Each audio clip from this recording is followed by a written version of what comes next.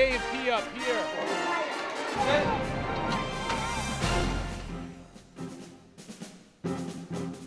Hi, and welcome to Freedom Watch Afghanistan. I'm Staff Sergeant Trevor Pedro. Soldiers, Marines, and airmen joined together to remember a fallen comrade yesterday.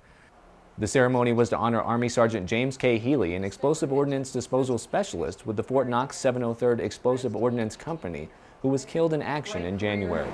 Yet he understood the sacrifices required of his service. After various people made remarks about Sergeant Healy's character, soldiers unveiled a memorial and a new building in his honor. During his time with EOD, Sergeant Healy developed new tactics, techniques, and procedures, which resulted in streamlining EOD communications.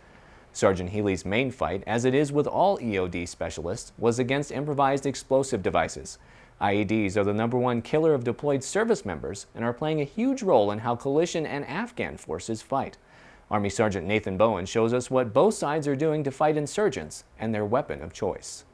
The Battle Company leadership at the Korangal Outpost hosts a weekly meeting with Afghan elders to address issues both sides may have.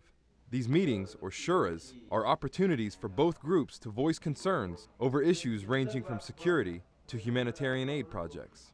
There is one subject which lately has taken more prominence than others: the frequency of IED attacks along the single road which leads in and out of the Korangal Valley. These IEDs have to end. It's been going on 3 months now that they've been putting IEDs here, and we don't have another 6 months to wait for the IEDs to stop. They have to stop now. The latest attack was the day before the Shura. A resupply patrol was hit while on its way to the outpost. Just as we came through and lifted up onto this concrete culvert, or whatever you want to call it, just as we passed this rock face here, my vehicle hit an IED. No one in the Humvee was injured by the blast or in the ensuing firefight. The soldiers gained the upper hand quickly and went on the offensive, firing on suspected enemy positions.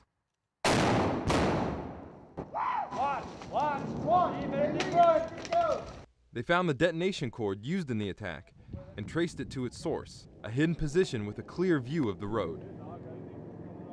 At the Shura, First Lieutenant Bradley Wynn, Battle Company's executive officer, and Lieutenant Varner explained to the elders how the continued use of IEDs against coalition forces will hurt everyone in the valley. The elders say they will do their best to try and curb the threat, with the understanding that not doing so will only damage any headway made during these past months. Only time will tell if their efforts will have the desired effect. Army Sergeant Nathan Bowen, Korangal Outpost, Afghanistan. According to international law, pilots must speak either English or French while communicating with air traffic control throughout the world. Marine Corporal Todd Hunter shows us what Combined Air Power Transition Force Afghanistan is doing to break that barrier for Afghan pilots. Can you tell her that I need to borrow her Spanish textbook tonight? Okay, class. Which textbook does Ann need to borrow? The tape recorders and workbooks are reminiscent of a high school Spanish class, but these students aren't taking the course to improve their college applications.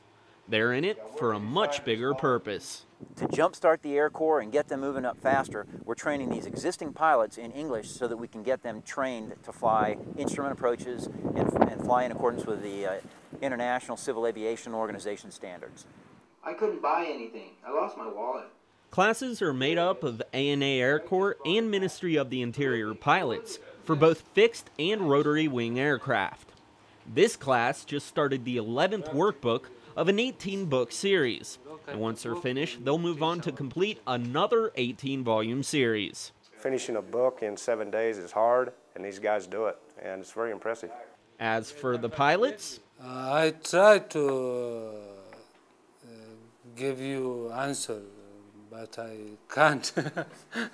So having a camera shoved in his face made him a little nervous. But in saying that, Air Corps and MOI pilots demonstrate what they can do: effectively communicate in English after completing a little over half the course. Marine Corporal Todd Hunter, Kabul, Afghanistan. And that's all for this edition of Freedom Watch Afghanistan. I'm Staff Sergeant Trevor Pedro. Thanks for watching.